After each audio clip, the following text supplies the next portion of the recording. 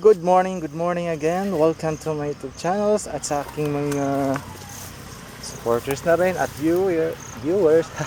At yun na nga, ito since naibenta na yung mga dati kong kambing, yung sa previous video ko na composed of adults and young adults na kambing, ito yung bulilit version since naibenta na siya. So ito na rin, nanganganak na rin. Ito rin yung na-feature ko na kambing na yung nanganak. At ito na siya ngayon for 1 month something. 1 month something days old na kambing. So ito na yon. Puro lalaki pa rin yung kambing, walang babae. Ito, puro buyag. Kusog mukaon ang kambing. September 2020, last day natin yun. Bukas, October na. Second day, second per month.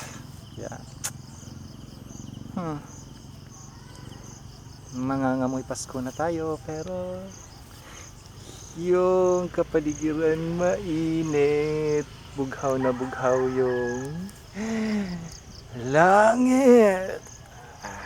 At least, diba? Bakit? Kumain ka.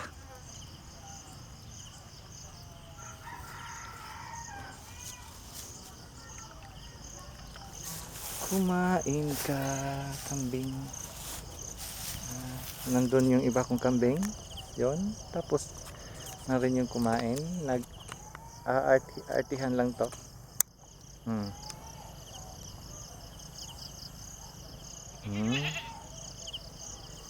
Ito pa rin yung tanawin. Sakto may kambing. This is my second babaeng kambing. Yung ina nito buntis na rin. Yung kambing kasi madaling magbuntis. Pwedeng kahit ganito pa kaliit na kambing, pwedeng magbubuntis na rin. Kaya sunod-sunod yung panganak. Siguro 4 times in a year siguro yung kambing. Depende sa klase ng kambing. Kasi may kambing kasi na hindi masyadong sundanon. Hindi masyadong manganak. Kasi yung isa kong kambing, hindi ko alam na buntis. Kaya nung naibenta na yung mga anak niya, yung dalawa, hindi ko alam. After a week ng anak, pinagsabihan na lang ako ng kapitbahay ko na nanganak yung kambing ko. Akalain mo, at ang kambing na yun ay yung nasa dulo, yung dalawang yun. Gaya-gaya kasi to sila pag pag gusto nang mabuntis yung isa, susunod yung isa. Maarte itong mga kambing na to. Mag-good day, mag-good morning ka sa mga viewers ko in the future. Ngayon wala pa. Hello. Mag-good morning kayo. Uy. Oh. Uy, ang arte nyo. Mag-greet ka. Hello viewers, suportahan nyo naman ako. Mag-click like and subscribe naman kayo. Baka gusto nyo mag-share din. Okay.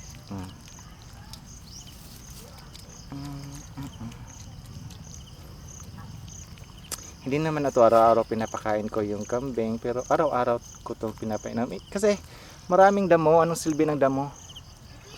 Mas healthy kasi yung kambing pag damo yung kinakain, 100% damo, fresh grass. Kaya ito, paminsan-minsan ko lang pinapakain ng ganito, ng grow.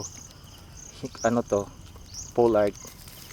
Nasa 20 to 23 yung per kilo. Kaya mas maganda, tipid-tipid rin. Tubig everyday, umaga at hapon bago iligpit, inom din, then damo na yung the rest, di ba? Ganun yun sa bukid. Iba nga, hindi pinapakain. Basta may damuhan lang, okay na. Kaya busog ka na, mag-goodbye at mag-thank you ka naman. Uy. Oh, thank you viewers. Oh. Ano pa? Gusto mo pang mag-inom? Sige, uminom ka. Baka gusto mo uminom ng tubig. Me, mga ito.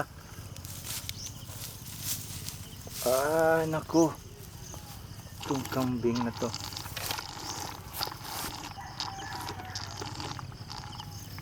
Ang arte mo, ha? Before, nagpapainom ko ng kambing, hinahaluan ko ng asin. Kaso lang, pag naulanan ng konti, mas madaling mag-LDM. Then later, nag-molasses din ako. Mahal yung molasses. Wala na lang, tubig na lang, fresh water na lang. Okay na. Wala pang gasta. Kasi yung tubig ko naman, hindi from the faucet. Tubig pusos siya, kaya walang chlorine. Kaya mas healthy. Kaya yung kambing, masigla, tsaka shiny yung katawan nila pag pinapainom ng tubig, inaalagaan mo. Ganun yung healthy na kambing. Makikita mo sa balahibo nila.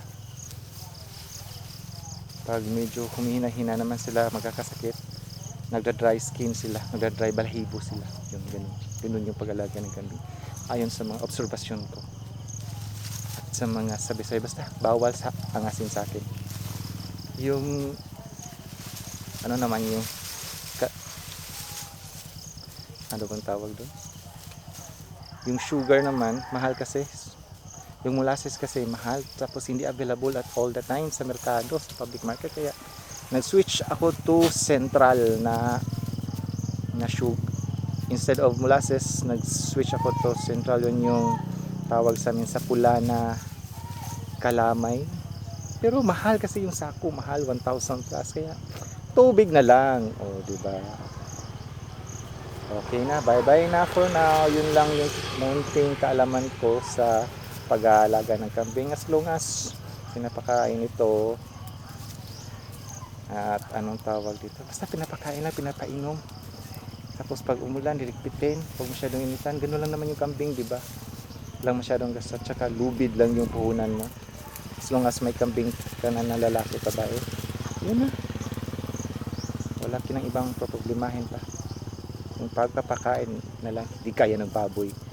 Kailangan talaga anong oras. Kailangan pag 7 AM mo pinapakain, 7 AM talaga. Hindi pwedeng 7:01 dito kasi yung katawan ng baboy magre-reduce. Kaya itong kambing, minsan ako tinatamad. Matagal ko sa pastulan. Kaya kambing na lang, walang problema. Basta pinapakain lang, hindi nakalaging mag-vitamins. Tsaka yung deworming, okay, nagdi-deworm naman ako. Kaya yun lang. Paalam na po. September 2020, last day of September 2020. Okay, bye bye na. Hoy, mag bye bye ka. Okay, bye bye for now.